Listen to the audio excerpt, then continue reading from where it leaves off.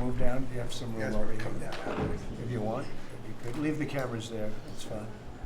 But if you want, there's a lot of room over here. See an inch to move out to the end if you way out to the left. To the left. Are you able to get them all in the room? Are they in? Yes, sir, they're in. Are you okay? Thank you very much. We've had a tremendous 6 months, and we've had a tremendous 2 weeks, which now is, I guess, 3 weeks. And we have a tremendous group of people here that have done a great, unified, beautiful job. I want to, in particular, because of what she's gone through this last few days, done an incredible job.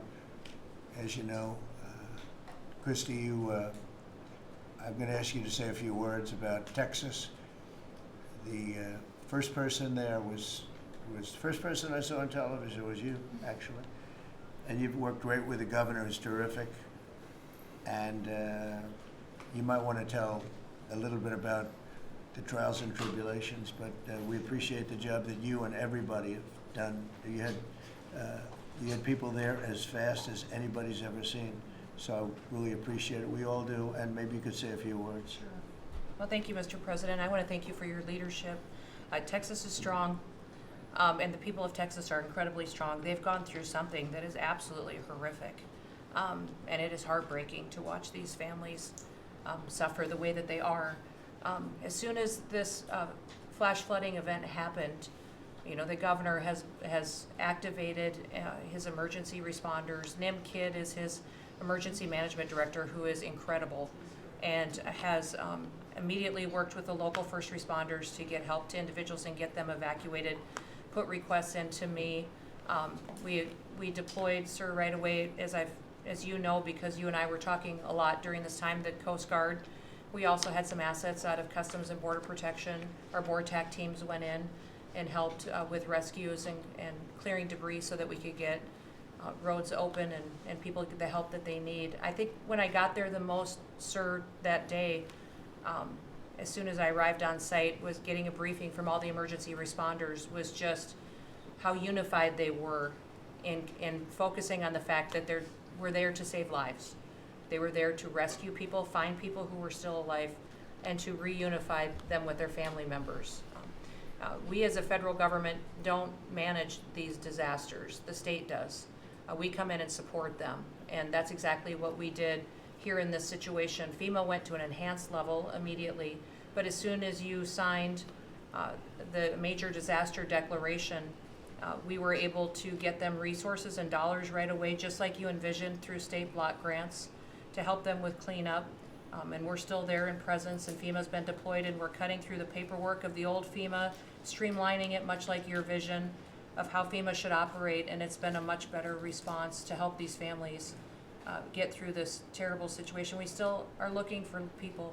We're still looking for a lot of little girls and other family members that were camping along that river, and they will continue until they find every single person, and we will continue to help them and assist in that. I was surprised when I got there at the camp that day, right after this happened, the parents that were there, the parents that were looking for their children and picking up their daughter's stuffed animals out of the mud and finding their daughter's shoe that might be laying in the cabin, and just hugging and comforting people matters a lot. I'm extremely grateful for God's hand in that whole situation, because hundreds and hundreds and hundreds of people were saved. And this is a time for all of us in this country to remember that we were created to serve each other. God created us to take care of each other.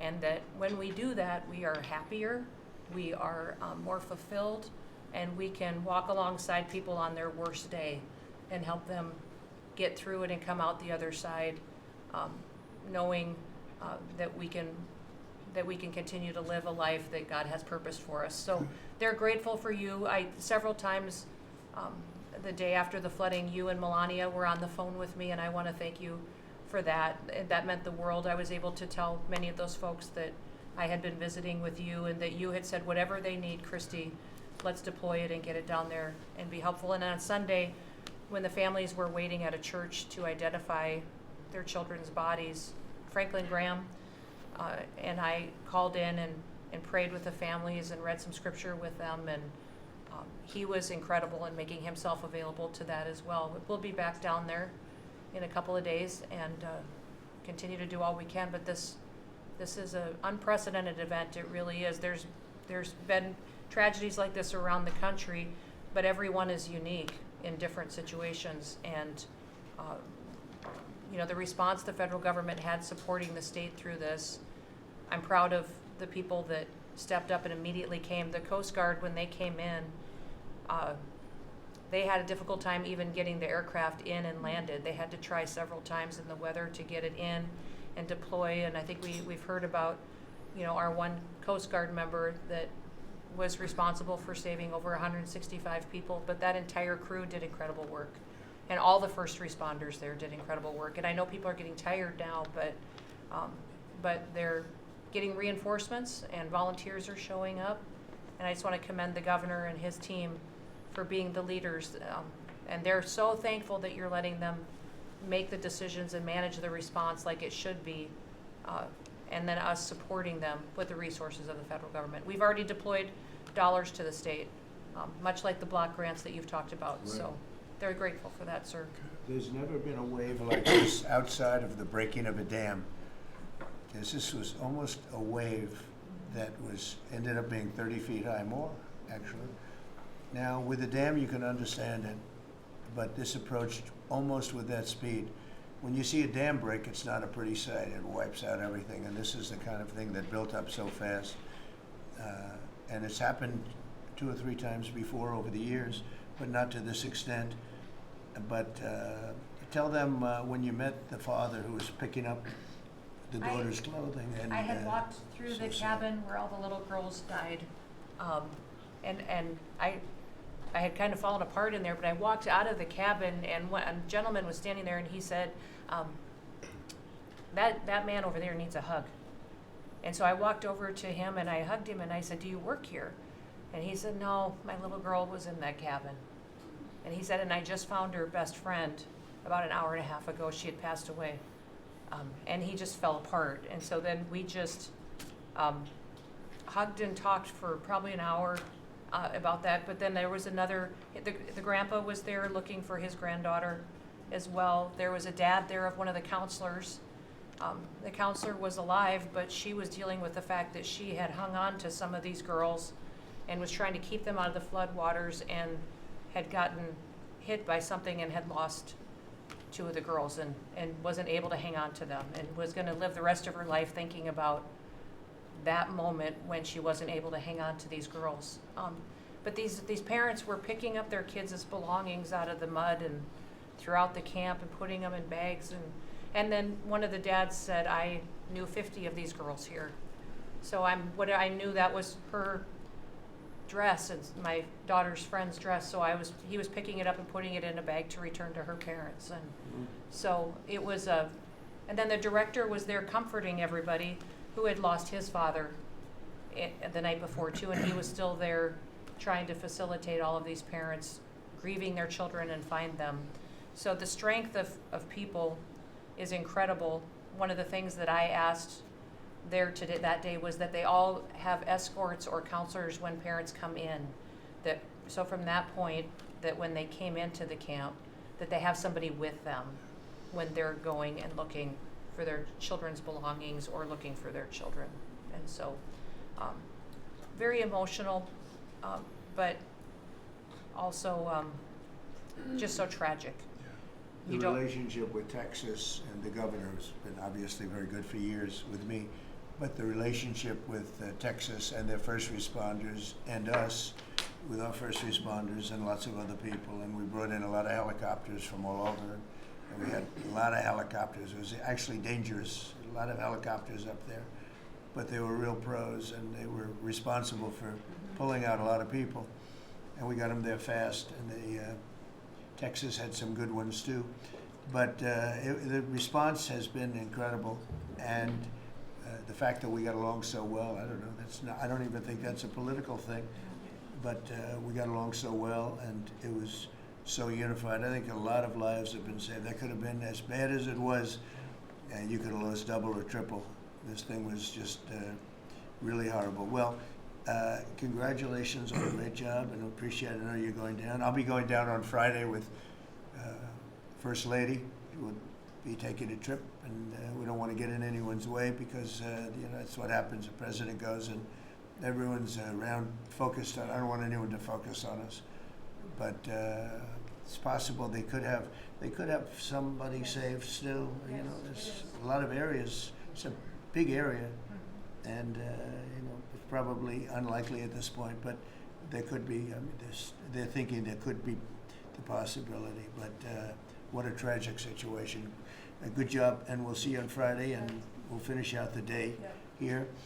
I think you've been reading a lot about. It's a terrible topic when you talk about financial after this, but we have a big country, and we've been doing very well. The tariffs, as you know, are starting to come in at record levels. Tremendous amounts of money are coming in to our country. We never did that before. We're not used to it. We only have tariffs going out. We only adhered to the rules of other nations who charge us tremendous tariffs because we were led by stupid people or people without any business sense. And I'd like to ask Scott, you could maybe talk a little bit about how well we're doing with regard to the money coming in. And the big money will start coming in on August 1st. I think it was made clear today by the letters that were sent out yesterday and today. Go ahead, please. Yes, sir. We will have taken in about $100 billion in tariff income thus far this year, and that's with the tariffs, the major tariffs not having started till the second quarter. So we could expect that could be well over $300 billion by the end of the year. We don't agree with CBO scoring, but for those who do, the CBO scored tariff income over the next 10 years at $2.8 trillion, which we think is probably low. And sir, under your leadership, we're witnessing. And they gave us no credit during this last little, the great, big, beautiful bill. I always use the word great. I add that to it because it really is what it is. It's never been anything like it, actually. And I want to thank all the Republicans that voted for it. And I want to, scold the Democrats because they're voting for tax cuts. They're voting for no tax on tips, no tax on Social Security, no tax on overtime, and many, many other things far more important than that. Great health care. And frankly, every Democrat should lose their election because it was purely political to vote. They were told not to vote for it. So think of it, we got 218 to 2, and then with the Senate, we had 50 to 3. Democrats didn't vote at all, not one positive vote, with all of the good things in there. Economic development money, tremendous border money. Now you're loaded up on the border, and I don't think we're going to need so much of it because we had zero come in last month, so I'm not sure how much of it we want to spend. You may think about that. You may actually think about saving a lot of money because the wall's been largely built, and it obviously worked. But you may want to think about that. But so I think it's incredible when I watch the Democrats, and they have standard lines like they had Russia, Russia, Russia. They had the laptop from hell. It all came from Russia. They make things up and they go with it, and they feed it to you people in many cases. And they said, "Here's a line," and I hear the new line is death. Oh, it's death. Everyone's going to die. There's nothing to do with death. In fact, we're saving our country. Death is from allowing 25 million people into our country, of which 3 or 4 are stone cold, hard criminals. 11,888 are murderers, many of them committing more than one murder. That's death, and the Democrats did that. Joe Biden did that by allowing people to come in here just totally unchecked, unvetted, open borders, open borders. The whole world was dumped into our country from prisons, from gangs, from mental institutions. We have many people walking the streets, walking in areas that we don't know anything about, that came out of insane asylums. They released the insane asylum population into our country, and it's amazing the job that you and Tom Holman are doing, by the way, on that. But we have to get them out, and we have no choice. We have to get them out, and we are getting them out.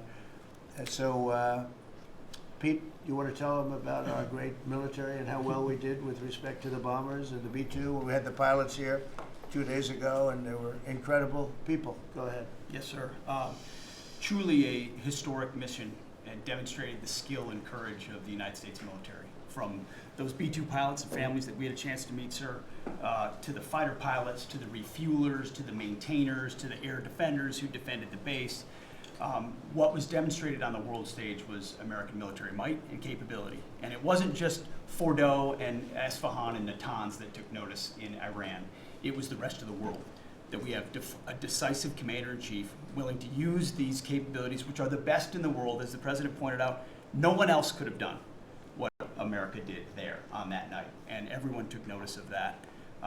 With the One Big Beautiful Bill, sir, we've got $150 billion additional to invest in Golden Dome and all the other weapon systems and stockpiles and shipbuilding priorities of yours. Another month, another historic recruiting bump. It's not just the Army and the Marine Corps anymore, it's the Navy, the Air Force, and the Space Force, all historically ahead of where they've ever been. So historic spirit inside the military. We had a chance to be at NATO, Marco and I, and see how the world responds to us saying it's time for you to shoulder the burden and take the lead for your continent. It only happens with President Trump leading. And we're proud to be a part of what's going on at the border, sir, with now a fourth national defense area where we're helping get to that number 0 and securing the border. But that mission, Operation Midnight Hammer, re-established deterrence. It reversed what happened in Afghanistan. You saw the debacle of what Biden allowed to happen in Afghanistan and what that did to our image. President Trump said, with Operation Midnight Hammer, we're reestablishing American leadership in deterrence, and we're proud to be a part of it, sir. And our so-called enemies were watching. They watched every minute of it. They watched. There was very few people that weren't watching, actually, but they watched every minute. It was a perfect military performance, the likes of which we haven't seen in a long time. I mean, if you compare that to the same country, the hostages from years ago, Jimmy Carter, it was unfortunate for Jimmy Carter. He was a nice man, but with the helicopters going down, the sandstorms, the prisoners, they get captured, then the election and the prisoners and Reagan and all the problems. It was nothing but problems. And that was a failure. And ours was not only the pilots, I mean, those machines flew for 37 straight hours. They didn't stop. They went skedaddle. You know the word skedaddle? It means skedaddle. They dropped the bombs and somebody said, skedaddle. Let's get the hell out of here. And every bomb hit its mark and hit it incredibly. And as you know, the Atomic Energy Commission said it's gone. That place is gone. We had a lot of fake reporting, mostly from CNN, where a scammer writer, a writer for CNN, who should be fired, by the way, she was involved with the 51 fake intelligence agents, if you remember that. She did that story, created a story out of it. She created a story out of the laptop from hell, saying it came from Russia, but it actually came from Hunter Biden's bedroom, or worse. Just a scammer, and she's still at CNN, which is pretty amazing. But we'll ask you a question about her. But they came up with this concept that maybe the attack wasn't that good. Maybe it, and I saw it happen right after the attack. I saw this person on CNN. I actually watch. I like to watch the enemy. You learn from the enemy, and I watch because you have to know where they're coming from. And I watched her say, Anderson, you know, I'm hearing stories that maybe they didn't hit their target. Maybe it wasn't that good a hit. And you know, hearing stories. The next day it was a little more, and the next day a little more. After 3-4 days, she was saying, you know, I don't know. I don't think it was that. Except by that time, everybody knew it was hit perfectly. The evidence is in the planes. The evidence the pilots are the best evidence. But they actually came out of their plane because they were here the other day, and they said, it was so sad. We did such a good job. We flew into very dangerous airspace. I'll never forget, we were in the Situation Room, and they said they have entered Iranian airspace, and everyone took a deep breath because they had more missiles pointed at them, but the equipment is so good, it's stealth, way up in the air, and it was stealth, and they went right through that, and they sort of, by the time they found out they were there, they were already gone. That was the word skedaddle, get the hell out of here. But they were right in the most dangerous airspace in the world, and they took those big, beautiful, very fast. They're unbelievable planes. I mean, they become really beautiful works of art. I always thought they sort of were cool, but now they look better than just cool, don't they, huh? But they dropped the loads, and literally they would hit, if you look at this table, from here to there, they had a half a refrigerator door is the way to best explain it. Take a refrigerator door, average size, cut it in half. That was their target. They hit every single one. Then we had 30 missiles, Tomahawk, shot from submarines 300 miles away. Every one of them hit their target. It was a perfect mission. Then they came back, almost 37 hours. Every plane worked perfectly. The mechanics were here too. I said, you got to get the mechanics here. We didn't have any problems. If you remember, they had a lot of problems with the helicopters, but they did fly through a dust storm, which they shouldn't have done. Sometimes you say, let's go back and try it on a nicer day. Dust and sand don't work well with helicopters if you know much about helicopters, but that was a horrible embarrassment to us. Then we had Afghanistan, which I think was the most embarrassing moment in the history of our country, and we would have gotten out. I was the one that got them down. I would have kept Bagram, the big air base, which right now is controlled by China, one among the most powerful runways in the world, thick with concrete and steel. Anything could land, and right now they were 1 hour away from where China makes its nuclear weapons. I was keeping it. Outside of that, we were leaving, and I would have been out faster than them, but we would have gotten out with strength and dignity. Instead, that was the most botched up mess I've ever seen. They left all that equipment behind, and every year they have a parade running down some third-rate street with the equipment. It's supposed to be Fifth Avenue. It doesn't work. But with all that equipment that they left, they should have taken every ounce of it. I was taking every ounce. I said every screw, every bolt, every nail you take out of there. And Millie said, I remember one time, sir, we're better off leaving the equipment. Why? Well, it's cheaper. I said, cheaper? You mean it's cheaper to leave a $150 million airplane rather than flying into Pakistan or India or someplace, or just flying it straight home? It's cheap. Yes, sir. That's when I knew he was an idiot.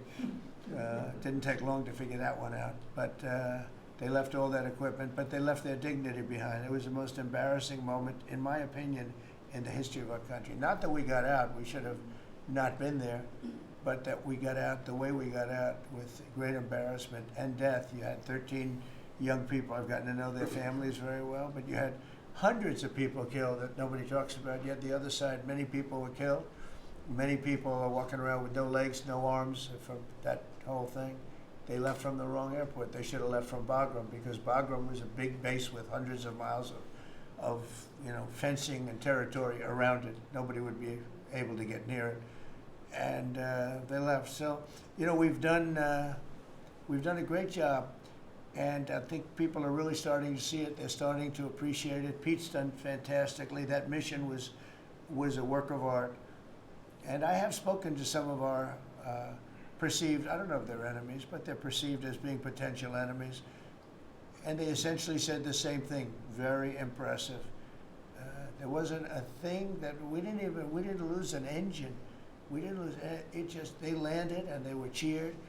But the sad thing was they were cheered, and one of the pilots said, we were a little concerned because when we got out, we were told that on television they were reporting that we may have missed our targets. Sir, we hit every target. That's what I do for a living. We hit every target. In fact, when the bombs hit, a yellow haze came over the horizon that I've never seen before. It just lit up the whole horizon, brighter than the sun. It was like looking into the sun. He goes, we hit our target, because you know what that was exploding. And but they were a little downbeat because they listened to that fake CNN reporting and the fake New York Times. They worked together to try and say that it wasn't perfect. They couldn't say they missed. All they could say is, maybe it wasn't perfect. And you ought to fire that reporter immediately. You should fire her. Real fake. And so I just want to congratulate those pilots. And a lot of people don't like bringing things like that up. I do. I always like confronting, because otherwise the public doesn't know that you're a bunch of crooked people. But they know, they've learned. and the media has to straighten out their act. You know, the media's down to 17% approval. You got to do a little better than that. It's important for the country that you do better. I think they ought to make a lot of changes. I think changes are going to be made to the media, but it's hard to have a really successful country if you have a corrupt media, and we really have a corrupt media. And nobody really knows why. I mean, why would you want to have open borders and criminals pouring into our country? Why would you want to have men playing in women's sports, transgender for everyone? You know, you'll have to figure that out. But some of you don't. I mean, I'm looking at some people, they love the country, but I look at other people and they can't. But we were really proud of our military. It was, and the people that maybe don't like us or want to play games with us, because I think that had you not had the situation in Afghanistan, I don't think Putin would have gone in. I think when Putin looked at how stupid and incompetent that operation was, he said, wow, this might be a chance. And we're dealing with him now too. We're not happy with Putin. I'm not happy with Putin. I can tell you that much right now, because he's killing a lot of people. And a lot of them are his soldiers and their soldiers, mostly. And it's now up to 7,000 a week, and I'm not happy with Putin. Okay, any questions? Yes. Yes, sir. You just said that you're not happy with Vladimir Putin. Is there anything that you plan to do to act on that feeling of I unhappiness? wouldn't be telling you. Don't we want to have a little surprise? You know, one of the things we did with the attack is that, and you asked that question, I didn't mean to be rude, but I'm in a rude because I'm looking at some of these crooked people up here, so I'm rude, but your question was asked very nicely. But one of the things we did is we went over every fact. We wanted to get every fact straight. We wanted to have the distance straight, the number of pilots straight. Everything had to be correct, because this was a very important mission. If we failed on this mission, it was beyond the war that, you know, obviously we had with Iran and Israel, a lot of hatred, a lot of years and years of hatred, centuries of hatred. People have never seen anything like it. So we wanted to be correct with all our facts. So, you know, what I was doing is just asking, it would be great if the media would be correct with their facts. That's all we ask for. So, go ahead. So finish it up. Oh, yes. Just sort of turning back to Russia, if there's anything that you would signal about your displeasure with them. Well, look, I'm very unhappy with them. There's no reason for this. It's turned out to be tougher, but it's only tougher. And I will say the Ukrainians were brave, but we gave them the best equipment ever made. We gave them the anti-tank busters that knocked out tanks. I mean, you just aim them in the direction of the tank and the tank is gone. We gave them missiles, the latest and the greatest. They were able to shoot down a lot of things that would have normally wiped out. You know, probably would have been a very quick war. It would have been a war that lasted 3-4 days, but they had the benefit of unbelievable equipment. And Europe gave them too. We gave them far more because Biden shouldn't have done that. He should have equalized. We should have given them the same, or we should have given actually less than Europe. It affects Europe much more than us, but we're in there for over $300 billion. Europe's in there for over $100 billion, but still, Europe gave a lot. And I will say this, the Ukrainians, whether you think it's unfair that we gave all that money or not, they were very brave because somebody had to operate that stuff. And a lot of people I know wouldn't be operating it. They wouldn't have the courage to do it. So they fought very bravely. But we gave them the best equipment in the world. We make the best military equipment by far. There's nobody close. You look at other equipment from other countries, it's not even close. That's why everybody wants to buy our equipment. And that's why we're going to step up these contractors now that make it, and they're brilliant, but they make it too slowly. And we have to step them up, Pete, and let them make it at a much higher rate. Unfortunately, we have to do that. But if you look at our Patriots, if you look at our Tomahawks, if you look at our, well, what we do with tanks is, you wouldn't want to be driving a tank. You would feel nice and secure, but they are javelins, they're called. And I gave them the javelins. Remember they said Trump gave the javelins and Obama gave them sheets, right? They called Obama at that time. Barack Hussein Obama, if you haven't heard, did a terrible job. But that was a war that that was a war that should have never happened, and a lot of people are dying, and it should end. And I don't know, we get a lot of bullshit thrown at us by Putin, for you want to know the truth. He's very nice all the time, but it turns out to be meaningless. Do you want to sanction him? Lindsey Graham has a sanctions bill on Russia. Do you want him to move I'm that looking along? at it, yeah, no, I'm looking. The Senate is passing and passed a very, very tough sanctions bill. Yeah, I'm looking at And it. you'd sign that? It's an optional bill. It's totally at my option. They passed it totally at my option, and to terminate totally at my option. And I'm looking at it very strongly. Yesterday you said you want to send more Go ahead, weapons. please. The Council of Economic Advisors released a new report saying that imported goods have actually decreased in price from December. I know, it's not Very a- much. Well, my question is, With Fed the chairman- tariffs. Well, the Fed chairman keeps saying that tariffs are going to cause price increases. Are we the sure- prices just not Chairman passed of the through Fed? yet? Yes, exactly. Well, Are the you prices- do a better job than him. Thank you. Are the prices just not passed through yet? No, I think what's happening is everything's evening out. You know, when we charge, see, what people don't understand, the other countries have been charged, almost every country charges us tariffs. We had deficits with everybody for years, for decades. And we were like this big monolith that made bad deals with everybody. We rebuilt South Korea, we stayed there. It's okay, we rebuilt it, and we stayed there. And they pay us very little for the military. I got them to pay billions of dollars, and Biden then canceled it when he came in. I said to South Korea, as an example, we give you free military, essentially, very little. And I think you should pay us $10 billion a year. And they went crazy. But they agreed to 3. So I got 3 with a phone call. And I was satisfied. I said, but next year we have to talk. And then we had a rigged election, and we never got to talk. And you know what Biden did?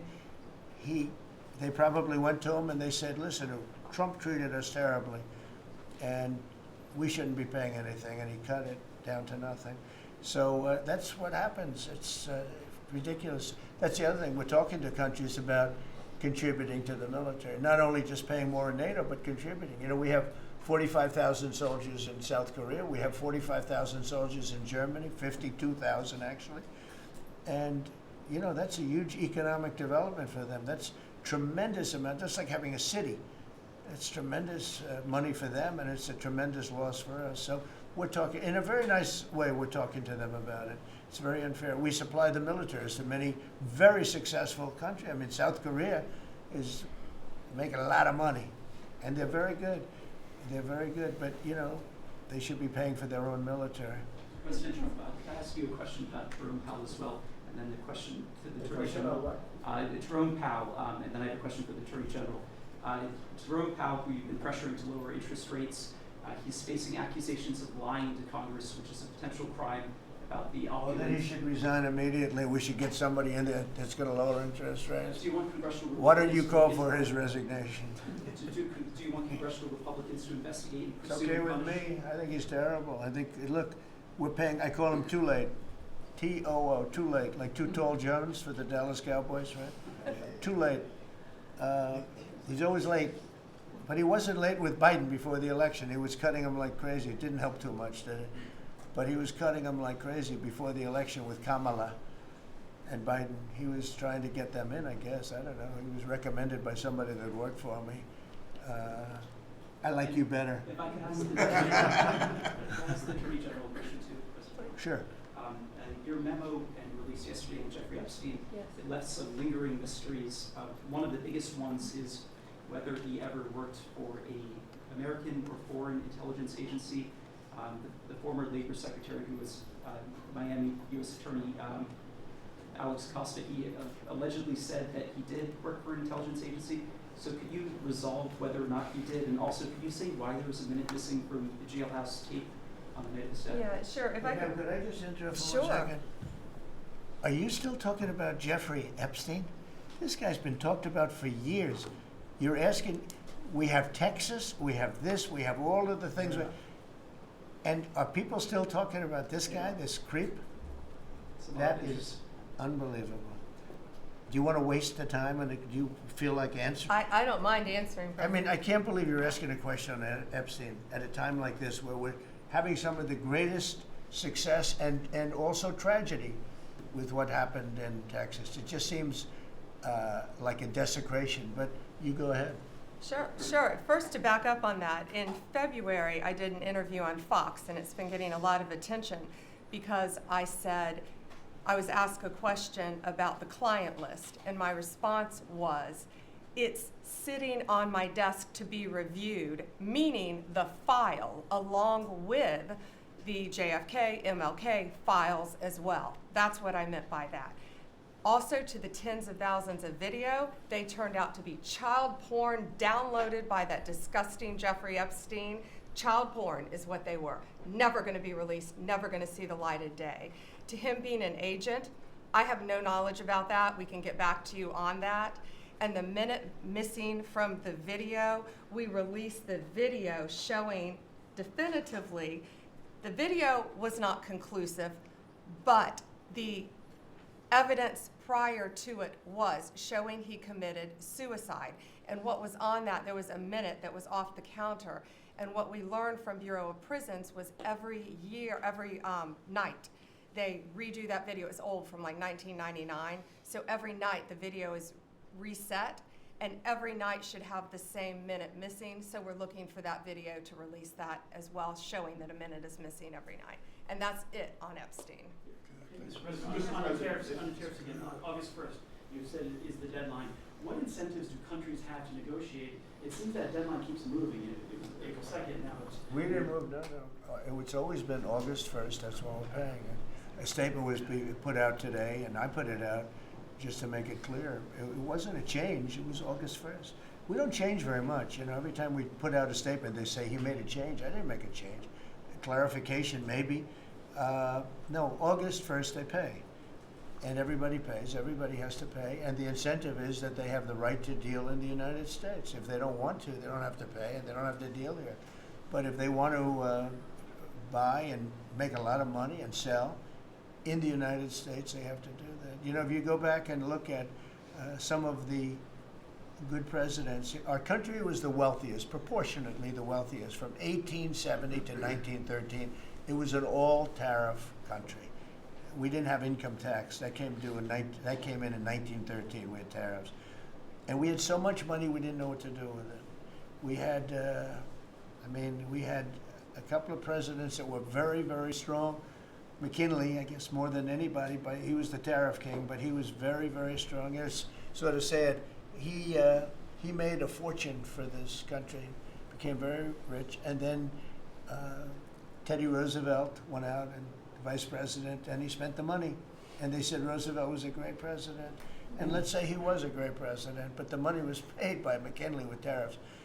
Tariffs are charged by other countries at levels that are ridiculous. And you know, I call those other countries, and every one of them is willing to give us everything now, by the way, just so you know.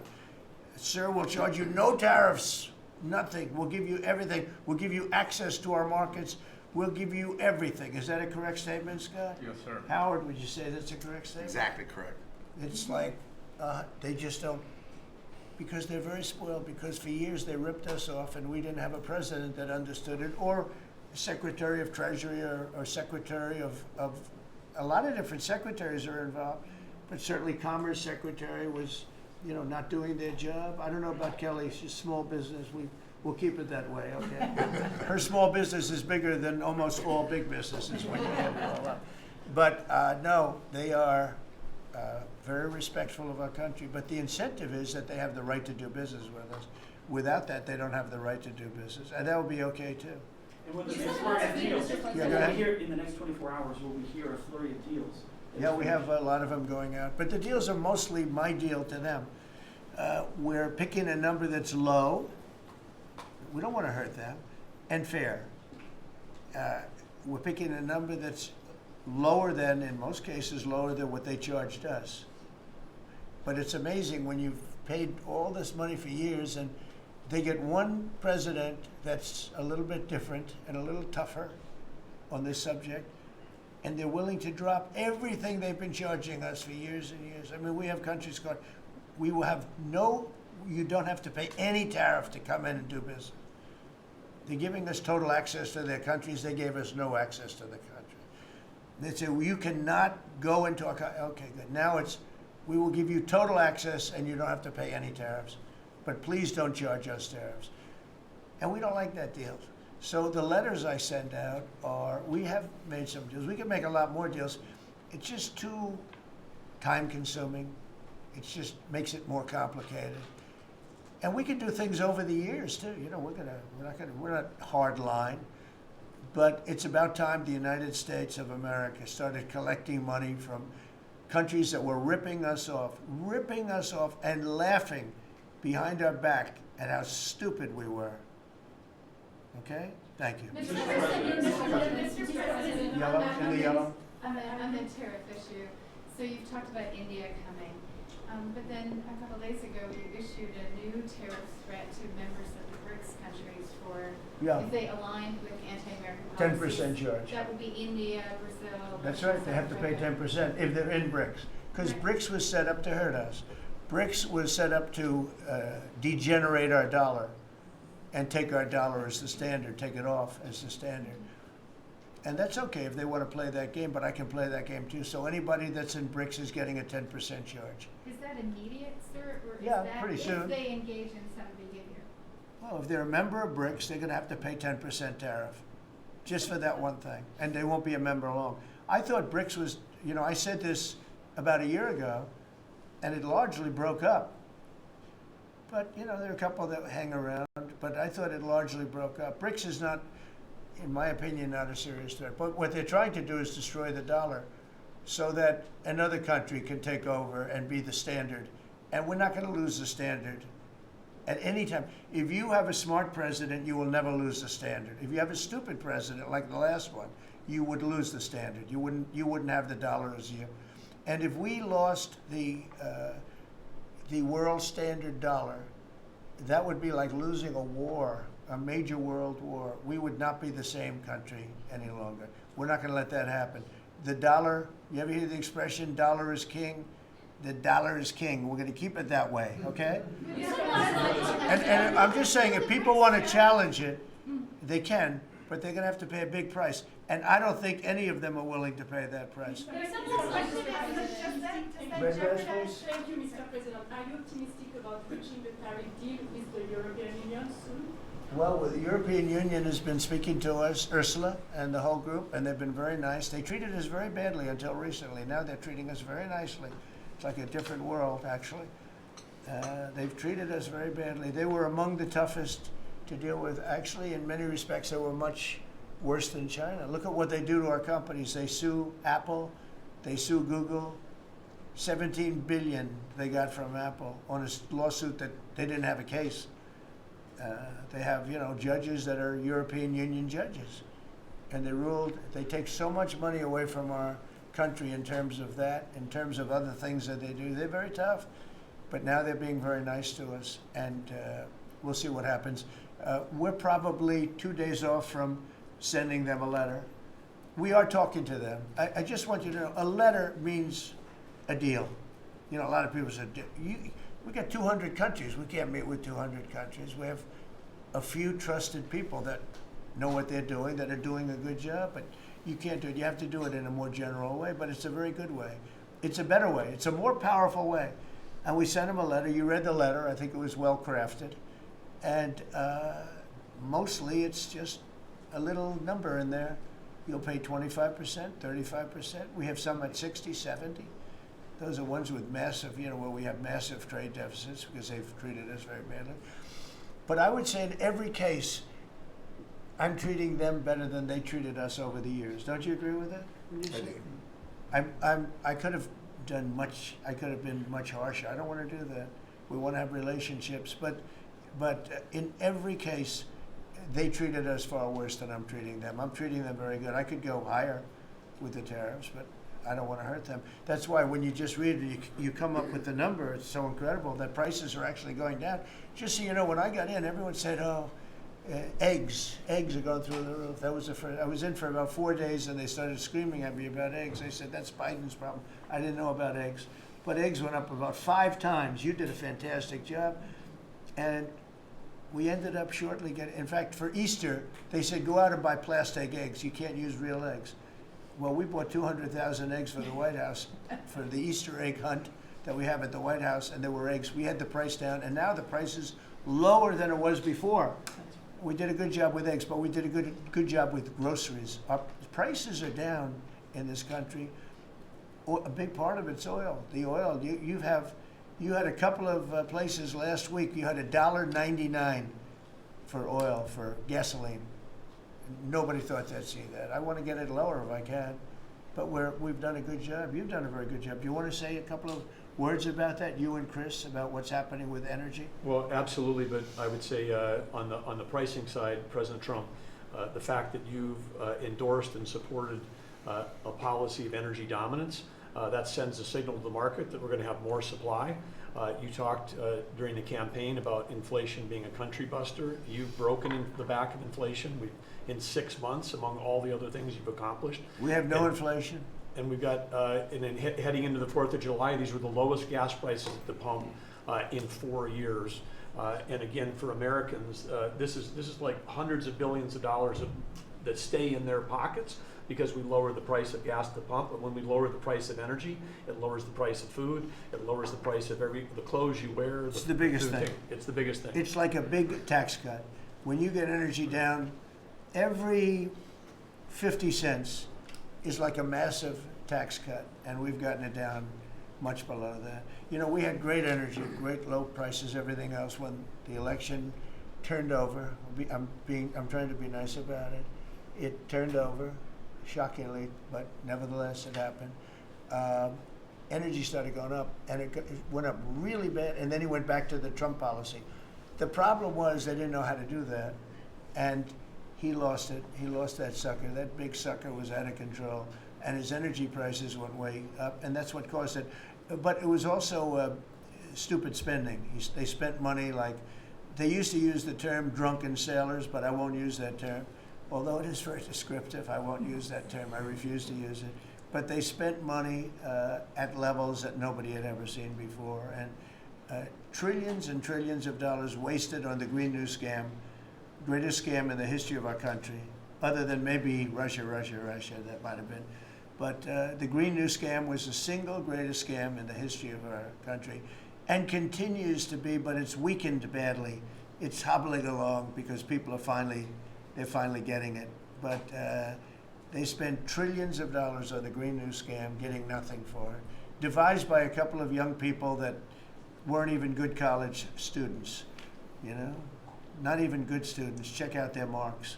Yeah? Can you clear something up, Mr. President, on No, what you said last not night? for CNN. You said you The would last- send Not more for money. CNN. Go ahead. The You last said you jobs would send report, in the more last jobs money to report, Ukraine. Mr. President, in the last jobs report, the manufacturing jobs actually lost 7,000 jobs. When will the investments that you've been talking about have an effect? Well, on they're the- building the plants now. About 7 have started. We're going to have hundreds started within a short period of time. Lee Zeldin, who may be the most important man in this room, I'm sorry, but he's the one that gets the permits. Where is Lee? He's the one that has to get the permits for the plants and the factories, and permits that used to take 5 years, he's getting in record-setting times. AI, we're leading China a lot in AI, and if we go with this, you know, I'm allowing the plants to build their own electric. I'm allowing them to become an electric utility, so they can produce their own electricity, because we need double to be successful with AI, which is the biggest thing now. We need double the electricity that we have, which is hard to believe. We need even more than that. And they're building plants with their own electricity substations. They don't have to use the grid. And anything they build extra, they're putting into the grid. So we're supplying the grid with brand new electric sources. And you know, it's funny, when they came to see me, they never even asked for that. I told them about it. The reason they didn't, they thought that was an impossibility. You're not allowed to build your own electric. These are massive investments that are being made in building electricity for their plants. And they're going to have, I think, Doug, a lot of electricity left over. And that electricity is going to be passed into the grid and give us no more, you know, like you look at California. They have blackouts and brownouts every week. They're totally out of control. They have a really incompetent governor. Where's Chris? Is he here? Do you want to speak to the subject?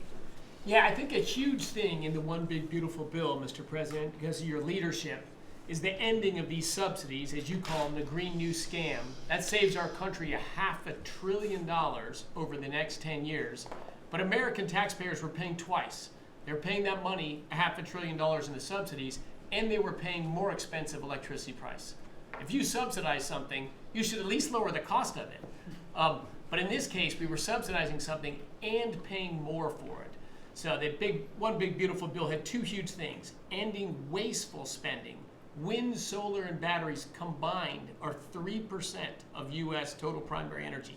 3% for $1 trillion, another $500 billion coming.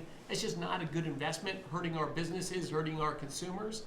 And the one big beautiful bill also unshackled oil, gas, and coal development in the United States, onshore and offshore.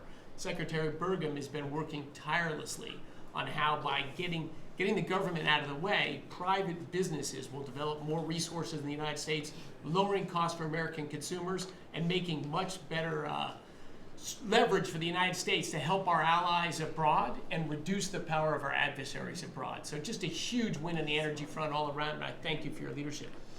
We're setting records now on energy, and there'll be nothing compared to what they'll be in about a year from now, but we're setting records. And wind is a very expensive form of energy. It's very bad for your beautiful surroundings, the plains and the valleys, and the birds are dying all over the place. You know, the whole thing is a disaster. They're almost exclusively made in China. Not that I have anything against China, because I don't have a great relationship with President Xi, but I asked him, how many wind farms do you have? He makes them, but they don't have a lot of wind farms, I'll tell you, very, very few.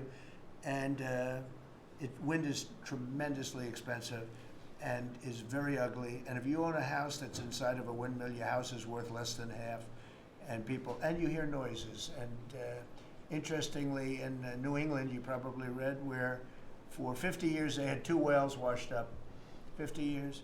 And last summer, they had 14 washed up. Now, I'm not saying that's the wind farm that was built, but maybe it is, right? Probably is. It's tremendously expensive, and it can only be done with subsidy. You know, I know a man that's in that business, and one of the biggest in the world actually runs a company that builds these stupid windmills. And he said, I hate the business because it's the only energy where you need subsidy. He said, energy shouldn't need subsidy. You should make money with energy. So wind. The other one is the solar, those big solar fields. They're taking our farmland. Our farmers are like mortified by it. They hate it. It's very, very inefficient and very ugly too. You know, probably better than a windmill, but you go around and you see all these things that are 3 miles long by 3 miles wide, and you say, what the hell is that? And it's a lot of plastic from China. It's plastic, black plastic from China. Now, we want to be smart. We're going with, look, China right now is building 58 coal-fired plants, 58 big ones. They have 62 on the books to build.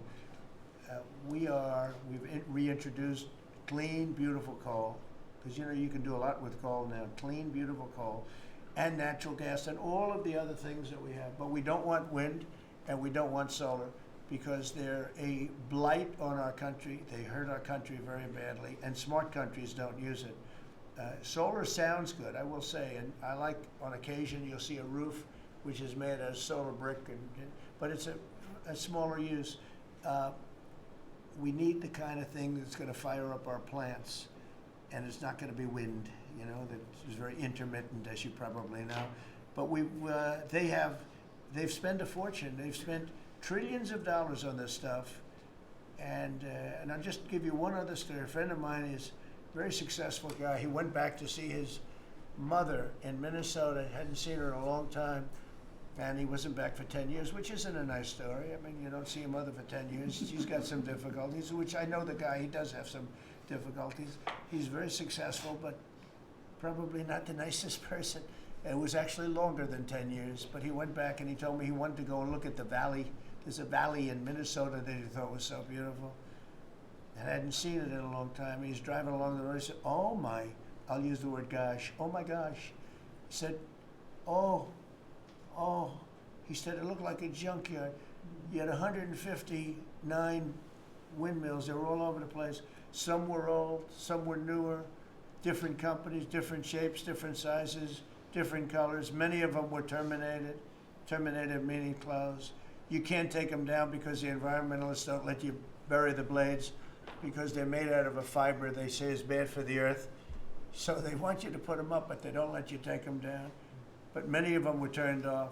He said it looked like a junkyard. Go to Palm Springs, California, and take a look at that pile of junk. And you go into a wealthy neighborhood. Before you get there, you have to ride through hundreds of windmills that are, most of them are turned off. They're rotting, they're rusting, they're 30 years old, 20 years old, and they have a very short life. You know, those windmills have a very short life, especially the ones that are in the nice salty Atlantic Ocean and Pacific Ocean where the salt just gets under that steel and decimates it.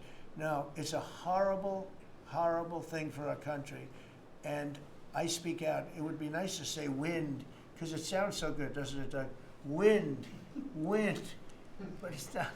It's these ugly machines, and they're all made, you gotta see, some are a little taller, a little shorter. They're made by different companies. They have different stocks. They have different blades. They have different everything. It is so horrible. And if you look at smart countries, they don't use it. Smart countries don't use it. And we're now a smart country. We're not we're a brilliant country. We're not smart. We're brilliant now. We're going to be a brilliant country. We have to be, because we have to catch up for some really stupid people that did a bad job. Yes, Brian? Yes, Mr. President, I've got a quick comment, some feedback as a native Texan, someone that I grew up bringing my kids to a camp very near the affected camp now. Thank you on behalf of Texas. I've gotten hundreds of messages that want to thank. If you're in the cabinet room, you can tell the president and his team on behalf of Texans, thank you so much for the quick response and the loving and the hugs. I saw that you gave. Two quick questions. I saw a Palestinian senator. His name is Schumer. He's a great Palestinian. No, he's a Palestinian. He's become a Palestinian. He's abandoned the Jews. But I saw him say, it's Trump's fault. Yeah, that's right. It's Trump's fault. He was actually, do you ever see John Lovett's The Liar? Where he goes, yeah, I went to Harvard. That's right. This was Schumer. He goes, yeah, it's Trump's fault. That's right, it's Trump. I actually saw that stupid guy try and blame it on me, and I said, man, that's a tough one to take. But his career is limited because I hear AOC is going to beat him, and she's no bargain either, by the way. Go ahead. Well, I'm just saying that's an example of an America First team effort to get this country back. So that's what America First looks like for the viewers watching us at home. My two questions. It looks like we have a rogue judge, an Obama-backed rogue judge that is attempting to block the funding to Planned Parenthood, which the big, beautiful bill cuts off the funding to Planned Parenthood. Any plans to challenge that? Good. Absolutely. Yes, we're on it. We're on it. And I texted, I believe, I talked to yesterday Secretary Lutnick and Secretary Besson. I reached out to you to let you know that we were on it in the big, beautiful bill. Wonderful. And then my I let her handle that question. Did you notice? I said, go ahead, handle that. Toss it to her. Then my second question was Secretary Rollins. You did an amazing press conference today in front of the Department of Agriculture. You talked about the Farm Act and the need to get China out of our country, owning farmland. For the viewers at home that might have missed that, can you recap what that means to national security to make sure we can grow our own food? Well, thank you, Brian, sir, if you don't mind. Yes, this morning Secretary Hegseth, Secretary Noem, and Attorney General Bondi and I had a press conference at the USDA. I just happened to have a chart in case it came up, but obviously the Chinese owning of farmland in our country is a massive national security issue. And for the media, you can see the yellow is where all of the farms have been purchased over the last number of years, and the red is around all of the military bases where that farmland has been purchased. So this is a massive national security issue. The press conference this morning included 3 of our greatest governors as well, Sarah Sanders from Arkansas, Jim Pillen from Nebraska, and Bill Lee from Tennessee.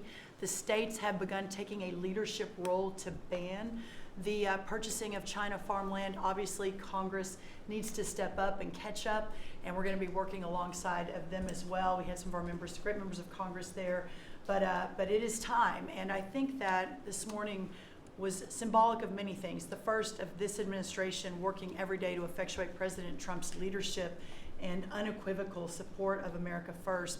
But second, just how close we are as a cabinet. I don't know in any other administration that you'd have 4 cabinet members at the USDA on a Tuesday morning when it's about 110 degrees outside with the sun beating down on us talking about Sir, Your Vision. So I think it was a great day. It was just the start. There's an executive order coming and some other things coming behind that. But protecting America's farms isn't just about protecting our farmers. It's also about national security. So that's what we discussed this morning. I do want to say that I think we have had a really good relationship with China lately, and we're getting along with them very well. They've been very fair on our trade deal, honestly, and I hope we're going to have a great relationship. It's a big, strong, powerful country. We're more powerful than they are. We have much better military equipment than they do, but we are getting along with them very well. I'm getting along with President Xi very well. We speak often. And with all of that being said, and I understand what you're saying, but I think we're getting along with China very well. Mr. President, you want to send more weapons to Ukraine, as you said last night. Last week, the Pentagon paused some shipments of weapons to Ukraine. Did you approve of that pause? We want to put defensive weapons because Putin is not treating human beings right. He's killing too many people. So we're sending some defensive weapons to Ukraine, and I've approved that. So who ordered the pause last week? I don't know. Why don't you tell me? I think that's a question. Go ahead. Mr. Yeah. President, on immigration, the Secretary of Agriculture did say this morning that undocumented workers would not be covered by any amnesty from working on farms. You had said maybe that the ISA folks won't go after those folks on farms. So which is it? There's no amnesty. What we're doing is we're getting rid of criminals, but we are doing a work program. Do you want to explain that, please? Yeah, this morning we talked about, of course, this was a top of mind question. This morning we talked about protecting the farmers and the farmland, but obviously this president's vision of no amnesty, mass deportation continues, but in a strategic way, and then ensuring that our farmers have the labor that they need. Secretary Chavez-DeRimmer has been a leader on this. Obviously, this comes out of the Labor Department, but moving toward automation, ensuring that our farmers have that workforce, and moving toward an American workforce. So all of the We've above. got to give the farmers the people they need, but we're not talking amnesty. Laura, do you want to say something about that? Thank you, Mr. President. On this, thank you, Secretary Rollins, how important this is never to displace the American worker. What the Department of Labor is doing is focusing on what the law entails now, being more modernized, more streamlining, to work through the H programs. We're going to have a concierge approach to that, where we have developed a new office to answer the need of our farmers and ranchers and producers, and not to displace the American worker and follow within the law now, and that does not include an amnesty program at all. And we've seen that working, and we'll continue to have that roll out. On the other topics that we've somewhat talked about, the jobs numbers, Mr. President, 4 months in a row we've seen those jobs numbers increase. That's an exciting time for our manufacturers. That was asked earlier. We know it's going to take some time, but through that deregulation process that Lee and I are working on as well, the Department of Labor has rolled out 63 new deregulations that we're going to be moving through. In the first Trump administration, it was successful with over 30. We've just rolled out 63 new ones in order to double down on those manufacturing companies, to let them know that we have signaled through this process that we will assist them in getting the workforce that they need. It's an exciting time. That one big beautiful bill, that was the signal to my former colleagues in Congress to get this done. It's been an important time. I spent time on the ground visiting 7 states in 9 days prior to that bill being passed, because it was the most pro-worker piece of legislation that we will ever see really in this country right now. No tax on tips, no tax on overtime, no tax on Social Security. That matters to the American worker, because we don't want to take their money and give it back. We want them to keep more of their hard-earned dollars in their pockets currently, and that's what they're excited about. And as I move forward with these tariff talks, I heard a company, orthopedic company in Indiana, say to me, for the first time since you have taken office, Mr. President, their increase in their bottom line by 8% since these tariff talks have happened. Not one company has said the president is not doing a good job. These tariff talks are working. They're feeling it on the ground. The media has told a false story, because what's happening on the ground is positive, and that's what we're seeing in these jobs numbers. So I really, through the Department of Labor, to come in behind all the secretaries and build this workforce is going to be key to the American worker. So thank you for what everybody did this last week. The One Big Beautiful Bill is a doubling down of this, and we're going to see these workers start to grow. And that apprenticeship program is going to be working. That's we'll right. have that It's gonna million be- apprentices across the country. We, as you know, we're building plants all over the country now, which you weren't building any plants 4 years ago. You weren't building anything. But those plants, when they open up, it's going to be, you'll see numbers like you haven't seen ever. I don't think in history you'll never see numbers like what we're going to see in the very near future. Many of them are building the plants. Some are just starting right now. You know, it's a brand new administration. But, and they wouldn't be here except for two things. November 5th, the election, and the tariffs. And frankly, I guess the election was more important because of the tariffs. I mean, another person wouldn't have done this. But they're coming in because of the tariffs. They have to, they're not going to pay 25, 30, 40, 50%, 70, and 100%. And we'll be announcing something very soon on pharmaceuticals. We're going to give people about a year and a half to come in, and after that they're going to be tariffed if they have to bring the pharmaceuticals into the country, the drugs and other things into the country. They're going to be tariffed at a very, very high rate, like 200%. We'll give them a certain period of time to get their act together. But they were all here, now they all left. They went to other places because we allowed, people that sat in this room allowed it to happen. And I don't allow it to happen. The people in this room don't allow it to happen. So we're going to be announcing pharmaceuticals, chips, and various couple of other things, you know, big ones. We did steel, as you know, they're 50%. We did aluminum, 50%. Lumber just came out. That's copper. And we did cars. And now, today we're doing copper. Copper, what would that tariff be on? The section tariff? I believe the tariff on copper, we're going to make it 50%. 50%. Any breakthroughs on See, I'm Gaza? glad he didn't question it, 'cause Any I sort of just thought, what would that be? That was a quick one. I didn't have much time, but he agreed with me. That's why he's Howard. Any breakthroughs on Gaza with the Prime Minister, and there's reports that you're meeting with Netanyahu again tonight? Is that Yeah, I correct? am. He's going to come over again tonight. We're talking about Gaza, mostly Gaza right now. It's he's been very unfairly treated. I think what they've done to him in Israel is very unfair, having to do with this trial. I think, you know, he's a wartime prime minister, had an unbelievable outcome, and I think he's been treated very unfairly. But he's coming over later. We're going to be talking about, I would say, almost exclusively Gaza. We got to get that solved. Gaza is a tragic. It's a tragedy. It's a tragedy. And he wants to get it solved, and I want to get it solved, and I think the other side wants to get it solved. Steve, could you talk on that, please? We're in proximity talks now, and we had 4 issues, and now we're down to 1 after 2 days of proximity talks. So we are hopeful that by the end of this week, we will have an agreement that will bring us into a 60-day ceasefire. 10 live hostages will be released. 9 deceased will be released. We're meeting at the President's direction with all the hostage families to let them know. And we think that this will lead to a lasting peace in Gaza. And you're doing a good job. It's a tough one. It's a tough one. A lot of hate, you know. This is called long-term hate. But we think we're going to have it solved pretty soon, hopefully with a real solution, a solution that's going to be holding up. And can I follow up? This is, I think, the first cabinet meeting since Elon Musk has not been a special government employee, not here anymore.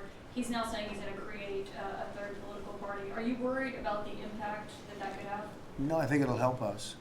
It'll probably help. Third parties have always been good for me. I don't know about Republicans, but for me. Are you second guessing any of the cuts that DOJ made since you No, described him as no. off Look, the rails look. the We other day? we cut hundreds of billions of dollars with DOJ. We could have done it differently. I would have done it differently a little bit, maybe, but it was something that we saved a lot of money. You can always second guess. I guess some of the people in this room maybe would have done it slightly differently, and some would have done it exactly the way it was done. But it was dramatic, and it was important, and we found a lot of things like billions of dollars given to people for environmental protection, where they had $100 in the account, like in Atlanta, Stacy. And then you had another one with 20 billion here, and 20 billion here, and 2 billion here, and 15 billion, and Lee, you might want to mention just a couple of those things. We really got because of those. At the Trump EPA, the one big beautiful bill was filled with many big beautiful wins for the taxpayer. It delivered a sledgehammer to the Green New Scam. Billions of dollars rescinded.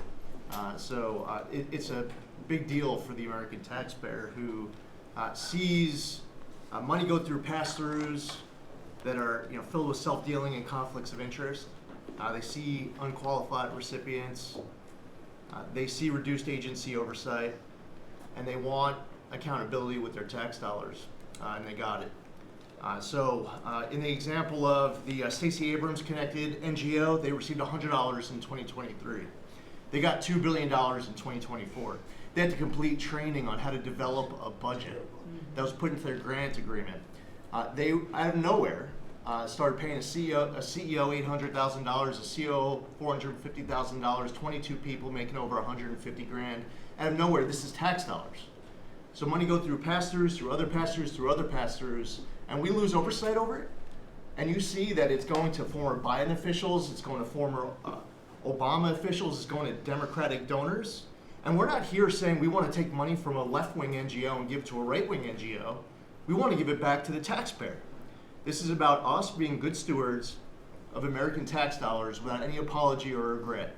That's why President Trump was elected last November, because there were a whole lot of people who maybe they hadn't voted Republican in a long time. Maybe they didn't even vote for President Trump the first time around in 2016, but they're regretting that vote from 2016 and they were making it right in 2024. So the One Big Beautiful Bill gave us the tools to rescind billions of dollars more. We're seeing hundreds of thousands of dollars that'll get wasted per electric vehicle as an example of this money that was going through it. They gave $50 million to a group called Climate Justice Alliance. They say that climate justice runs through a free Palestine. The Biden EPA gave $50 million to a group that says the climate justice runs through a free Palestine. We say that if you're going to spend $1 in the name of remediating an environmental issue, then spend the dollar on remediating an environmental issue. We say that we can protect the environment and grow the economy. We want to help grow more baseload power in this country. So why is it that it took this long for this team to get assembled, to be able to fix the mess that we inherited? But gosh, we love showing up at our jobs every single day, first thing in the morning, because all day long we get things done for the American taxpayer. And Congress did its part last week by passing the One Big Beautiful Bill to deliver this accountability and to cut off the Green New Scam. So maybe it's a bad day for Stacey Abrams. Maybe it's a bad day for all those well-connected Democrats getting paid off. But you know what? God bless America. Because at the end of the day, President Trump is here, J.D. Vance is here, and the greatest cabinet ever assembled to deliver that much-needed and highly demanded accountability. That was a very good answer.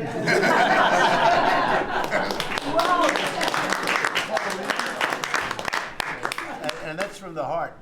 That's from the heart. The Ukrainians have asked the International Court to go after Russia for using toxic chemicals in the fight. Germany and Germany and the Netherlands have had intelligence saying that. What does U.S. intelligence believe, and what do you believe about the use of chemical weapons? And would you agree that that's a case for the court? Well, I'd ask John maybe to discuss it if you'd like, John. Well, Mr. President, obviously chemical weapons, if it's documented in its use, it's illegal. It's against all international laws of armed conflict and treaties. And obviously I can't share in this room with this audience the intelligence that I can share with you privately, but obviously you're not going to stand or allow for any violations of international law by anyone. That's right. Thank you. Could I ask Sean to Department of Transportation, Sean Duffy, former great congressman, very popular, decided to go out and make a couple of bucks. He made a lot. Then he got bored with that, though. He likes serving people better, the people. And could I ask you to just discuss a very important subject to me, and that's the modernization of our equipment at airports so that planes aren't crashing into each other and bad things don't happen. It should have been done many years ago. We were going to do it, and then the election precluded that, unfortunately. But We're doing it now. Could you tell them where we are? Yeah, if I could start with Newark. You guys all covered what happened in Newark. We had outages for a couple 30-second outages a couple months ago. We have, in 2 months, Mr. President, it's historic speed, laid new fiber lines for communication and tested those in the next month. So those new lines for the Philly TRACON that controls the Newark airspace, they're up and running. Lightning fast speed. June was the most on-time June ever in the history of Newark for air travel. So that's going incredibly well. By the way, we shouldn't have dealt with this because Joe Biden and Pete Buttigieg had moved the center from New York to Philadelphia. They didn't test the lines. They didn't do the work, which is what brought us all these problems. But in the big beautiful bill, we got $12.5 billion. This is a historic investment in air traffic control. And so what the money is going to allow us to do is move from copper to fiber all over the country. So new copper lines. We think we can do that in 1.5 to 2 years. We have radar that dates back to the 1950s, some of it from the 60s and 70s. We get brand new radar across the country as well. We have some infrastructure money to build TRACONs and centers, the en route centers that control the traffic across the country. So this is a massive new start to rebuild air traffic control. And again, this is dilapidated. Americans think that their government takes care of them and makes the investments that are necessary to make the country work. And for 30, 40 years, the investments weren't made. And so under your leadership and direction, we are making those investments. And per your direction, right now we are interviewing what we could call a general contractor or an integrator.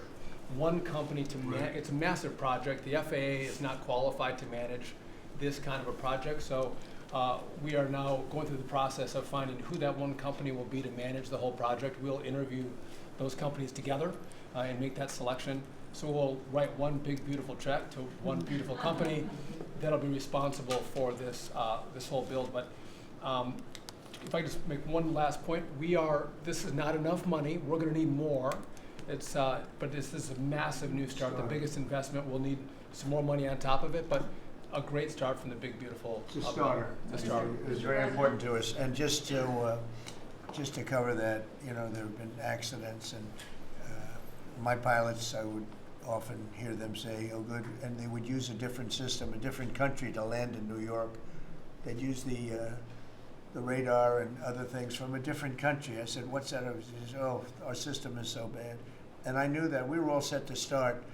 And Buttigieg came in, and what they did was so crazy because they hooked copper into fiber, into steel, they had all different systems. They had hundreds and hundreds of contractors, different contractors for different airports. They spent billions of dollars, and they made the system worse because you can't hook copper into fiber. It doesn't work that way. You just can't do it. It's not doable, but they tried to do it. Didn't work out too well. And in the end, it was just a complete disaster. We want to have one great company. Now, Raytheon's going to bid, IBM's going to bid. We have 5 or 6 bidders that really are good and do this stuff. And we want one, because I know about overruns. I look at the railroad out in California, headed up by one of the worst governors in our country, who I used to get along with actually, but he's just, when you lose 25,000 houses and you would have had your cities burned down. If we didn't step in, Los Angeles would have been burned to the ground. But you look at that, and I said, I really know how to build, and you got to have one guy, one contractor, one great one, whether it's IBM or Raytheon is good, but you have 4 or 5 that are really, really great, and they're all bidding against each other. But you don't want to have one doing the wire and one doing the digging and one doing the demolition and then they're all saying they all blame each other because they're saying they were late and therefore you have to pay me millions of dollars more money. I know the system so well, and we're going to have a great company do the whole thing. We're going to get a fantastic price. Maybe we'll get them. They're very big and very strong, and maybe we'll get them to make a contribution toward getting it done at the right price. But we're going to have a great system. When we finish, we will have the best system on earth, done by one of the 2 or 3 best companies. There are only a few companies can do this. This is not.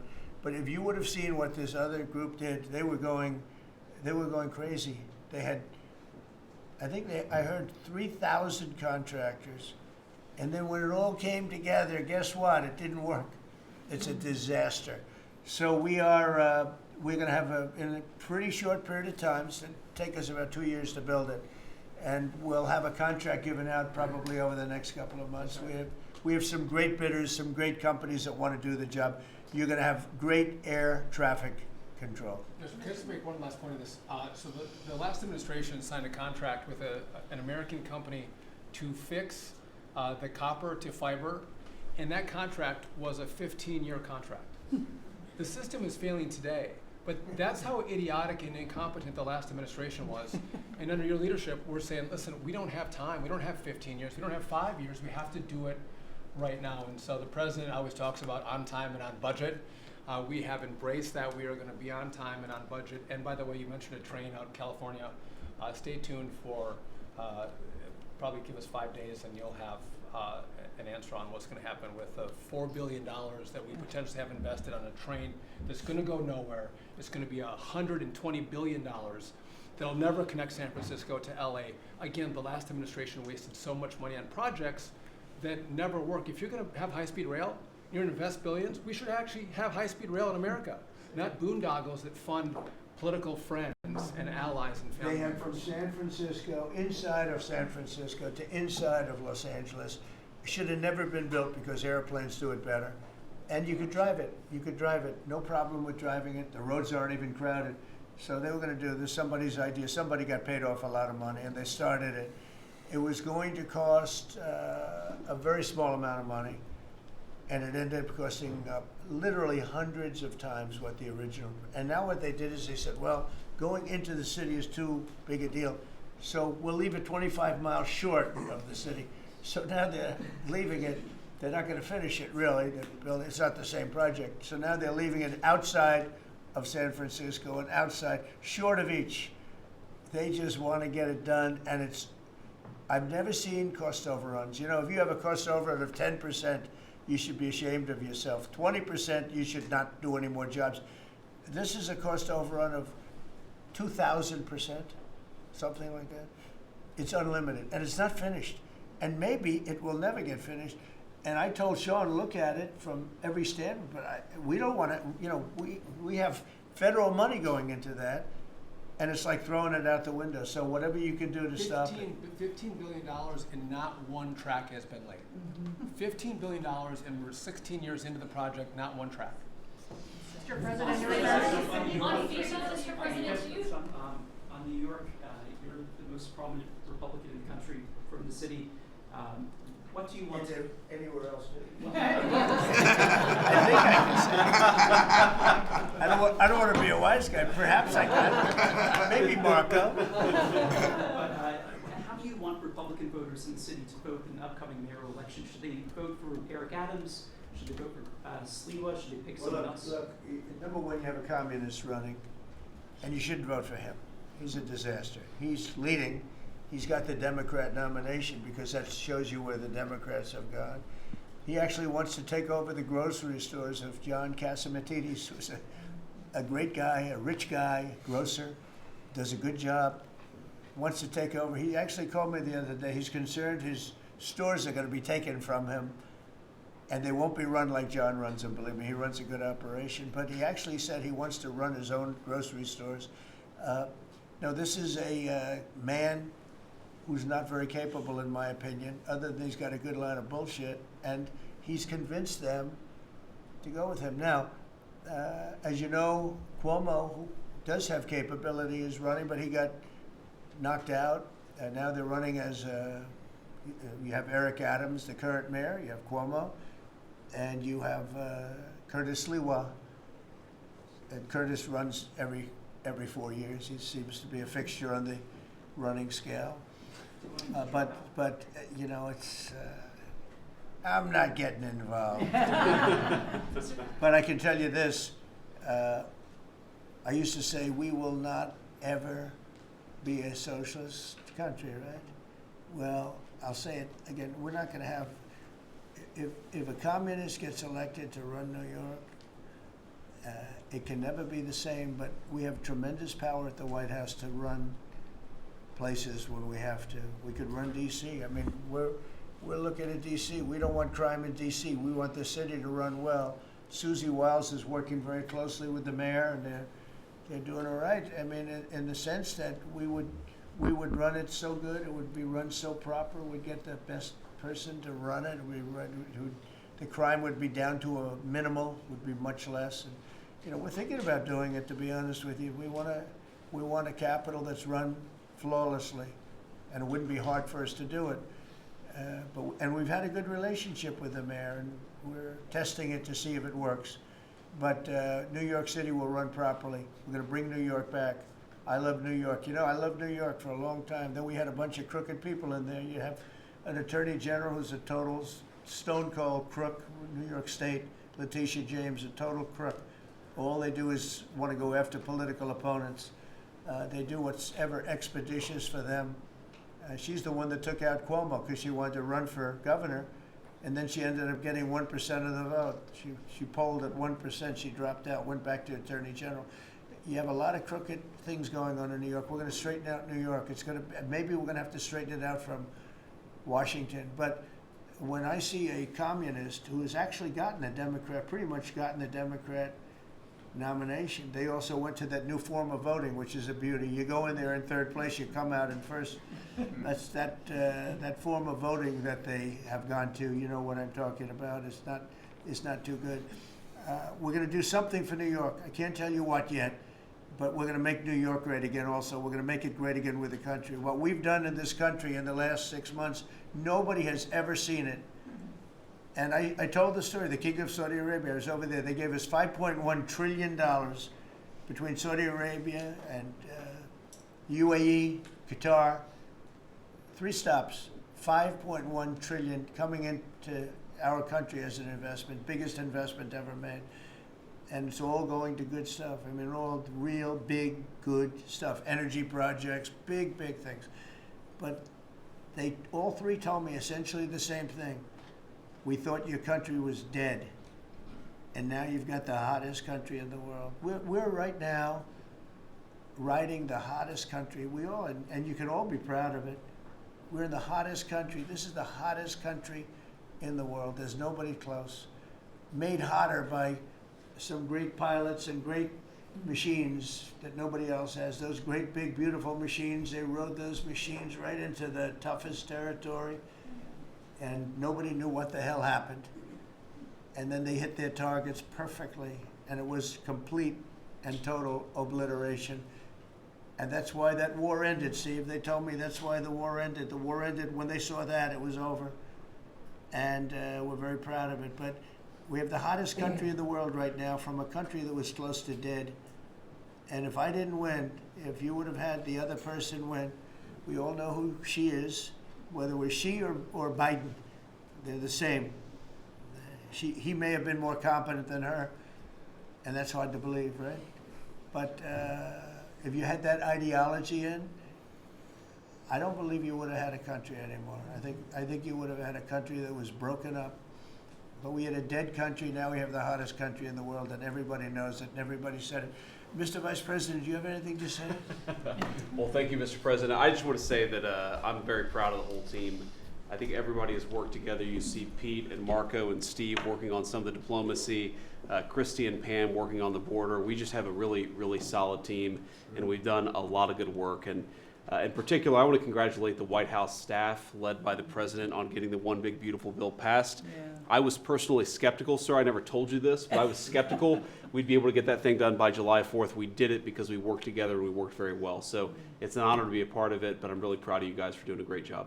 The beautiful thing about it, it had something for everyone. That's right. Most people said it had to be broken into 7 bills. It's so big. The problem was that some of those 7 have nothing for anyone, but they had to be done for the country. You know, sometimes you have to do things for the country that aren't necessarily popular. We had a couple of them, and that wouldn't have worked. So the One Big Beautiful Bill, many people said it could never be approved. Too big, too everything. There's too much.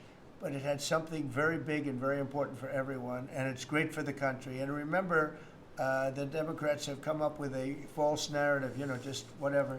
It's just a line that they send to everybody and that they print. I think in the case of this, it's death, death.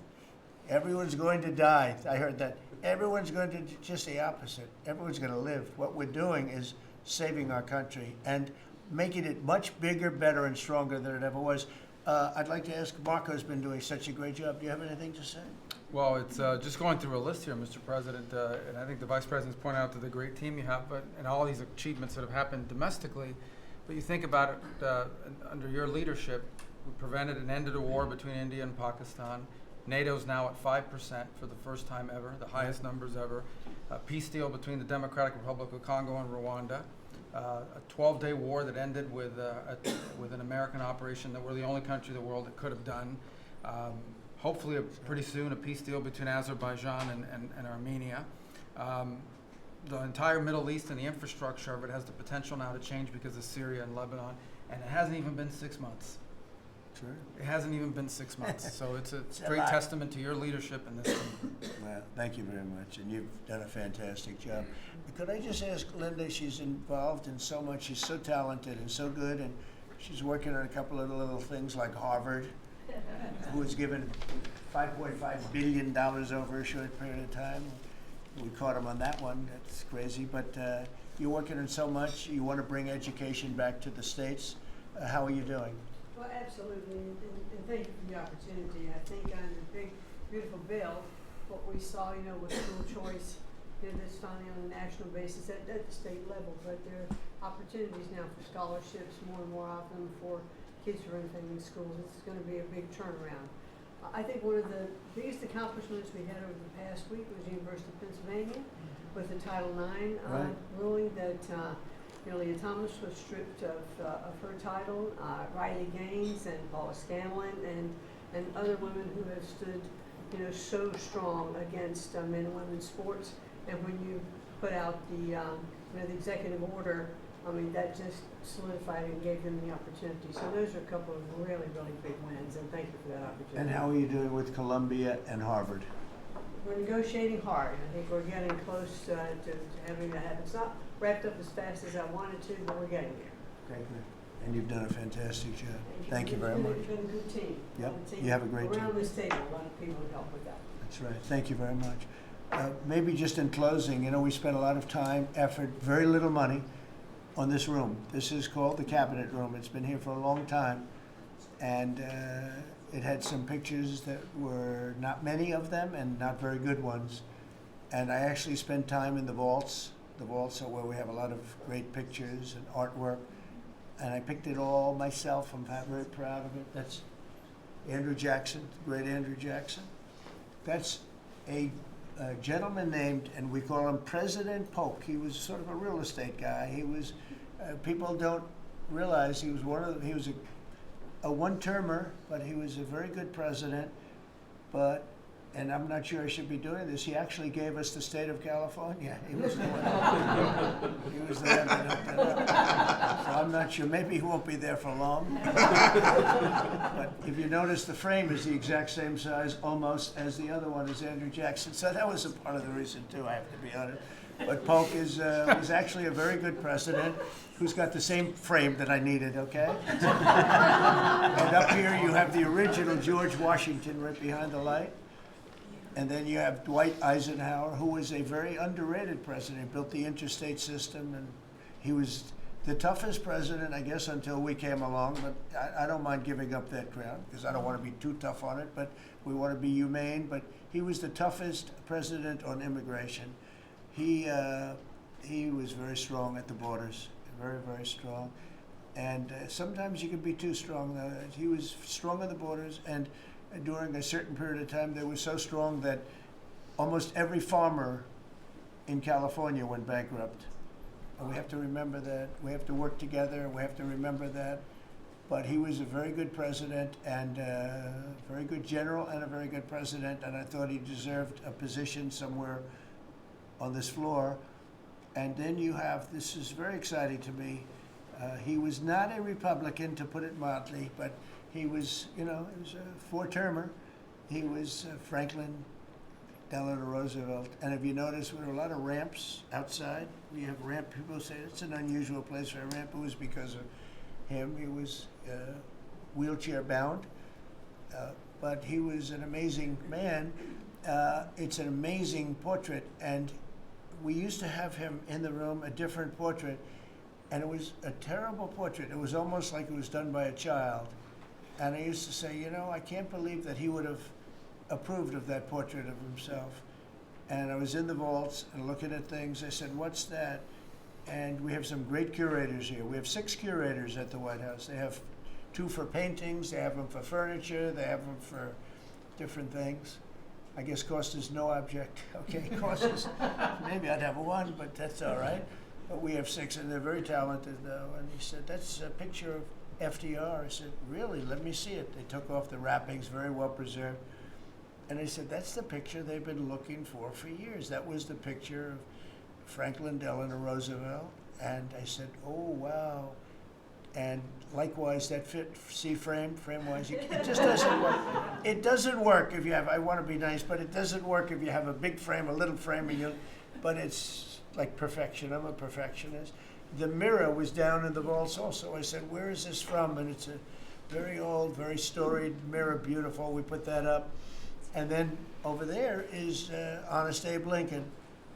And that picture was in his bedroom. And we thought that this would be a very important place because this is where wars are ended. I'm not going to say wars are declared. I'm going to say wars are ended, okay? We'll be positive. And that's the picture of Abe Lincoln from his bedroom, sat in the bedroom for many, many years. That was his favorite picture of himself. And the Lincoln bedroom is very famous. You remember when Bill Clinton had it and he rented it out to people. Okay? We don't do that. But it's an incredible room. And we took that picture from his bedroom. That's Abe Lincoln. And then over here you have John Adams, and it's they were the first occupants of the White House, 1800.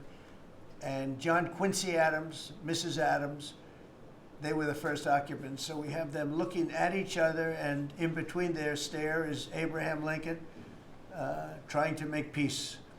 And that picture was in a room that I have that was not important, like the cabinet. I gave it up. I said, I have to give it up because that's one of the greatest pictures in the White House. The White House is tremendous art. And the Oval Office, when we're there, we'll go over that. That's really been something. Then we got the drapes, so we got the whole thing. We got new drapes. We got new, wasn't a big expense, very, very small.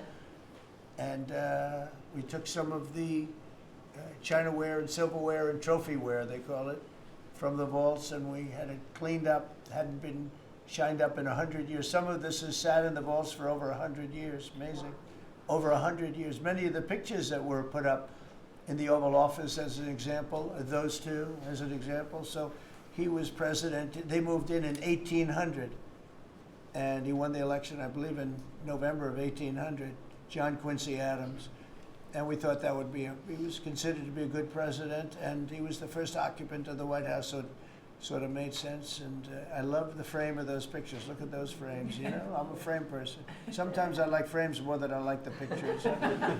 And we have the flags of the Marines, and Space Force now has its own flag. I'm very proud of Space Force, but the Army, Navy, Air Force, Marines, Space Force, the whole thing. And Coast Guard is right there. We never forget the Coast Guard. They do a great job. So we have the flags throughout the office. And it's really become quite a beautiful place. I don't want to tell this, Marco pointed it out. I was going to leave the clock. So as president, you have the power. If I go into the State Department or Department of Commerce or Treasury, if I see anything that I like, I'm allowed to take it. Do you believe this?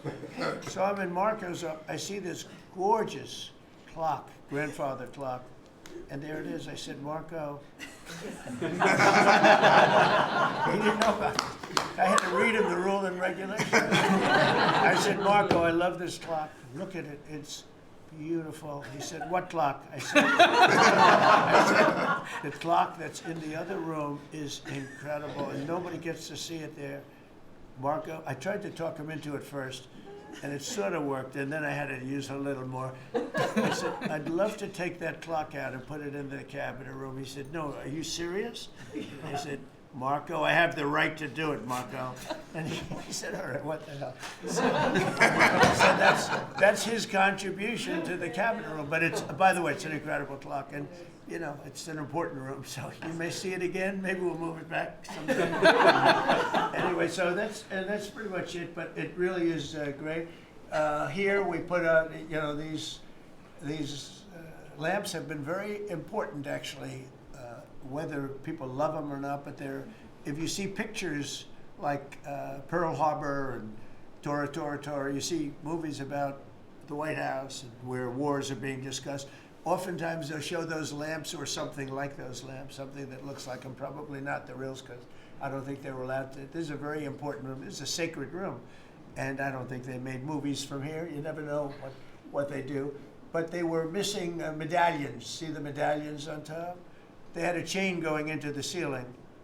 And I said, you can't do that. You have to have a medallion. They said, what's a medallion? I said, I'll show you. And we got some beautiful medallions. And you see them. They were put up there. It makes the lamps look better. So we did these changes. And, you know, when you think of it, the cost was almost nothing. We also painted the room a nice color, beige color. And it's been really something. The only question is, will I gold leaf the corners? You could maybe tell me my cabinet could take a vote. You see the top line moldings, and the only question is, do you gold leaf it? Because you can't paint it. If you paint it, it won't look good because they've never found a paint that looks like gold. You see that in the Oval Office. They've tried for years and years. Somebody could become very wealthy, but they've never found a paint that looks like gold. So painting it is easy, but it won't look right. And the question is whether or not we should gold leaf it.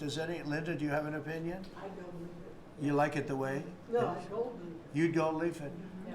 Who would gold leaf it? Could I raise you? How about, would you gold leaf it? I was going to ask about McKinley, one of your favorite presidents. Well, McKinley was a great president who never got credit. In fact, they changed the name of Mount McKinley, and I changed it back because he should have been, the people of Ohio he was the governor of Ohio. The people of Ohio were very happy when I did that, I heard. They were very insulted. They took the name of Mount McKinley off. That was done by Obama a little while ago, and I had to change it back. I changed it back. He actually was a great president. He was a president, he was the tariff, the most, I guess, since me. I think I'm going to outdo him, but he was a tariff president. He believed that other countries should pay for the privilege of coming into our country and taking our jobs and taking our treasure. That's the way he explained it. They took our jobs and they took our treasure, and for that they should pay. And he made them pay, and he built a tremendous fortune. In fact, in 1887, they had the Great Tariff Committee was set up in 1887 because our country had so much money, we didn't know what to do with it. And they set up a committee of, as they called them, elites, a term that we have to change because I think a lot of the people that are elites aren't elite. I think the people that aren't elite are elite, so we're going to have to maybe switch that around somehow. But they had a committee that was set up to spend the money because it was such a large amount of money. At that time, it was nobody had seen anything like it. And it all came in from tariffs. And people didn't pay tax. There was no income tax system. I told you that came back in 1913. That came back and lived well for a while, and then you had the Great Depression. And then later, they tried to bring back tariffs, but the whole thing was, this was after the Depression. It was one of the great misconceptions is people like to say, oh, but it was during the, but no, the country had a Great Depression, and then after the Depression, long after it started, they brought back tariffs to see if they could save it, but it took them really 25 years. When you say about 25 years to get out of the Great Depression, a lot of people don't understand that. But I thought it would be interesting for you to get a little view of this room. This is a very important room, very powerful room, great room. And we've done similar, but even beyond this, in the Oval Office. We brought back pictures of some of the great presidents. Many of them were in the vaults for over 100 years. Originals all, beautiful, beautiful things. And rather than sitting in a vault downstairs for 128 years, I thought we should display that, and we did that, I think, in a really good way. We've gotten very high marks. but it's interesting. People walk into that room and they look around the room. They don't even want to talk to me. They could look at it for hours. It's funny when people come into the Oval Office. It's such an incredible. It's a sacred place. When people come into the Oval from the biggest people in the world, presidents, prime ministers, kings, queens, in one case at least, queens, and the biggest business people in the world, they walk into that office and they always say, there's no place like this in the whole world in terms of the power. And I mean, it's beautiful and all, but there are other beautiful offices. You have businessmen that have offices that are, full floors of office buildings, floor to ceiling glass, and they walk in there and they say, there's no place like this anywhere in the world. There's no place. And it's what it represents, maybe more than the physicality of the room itself.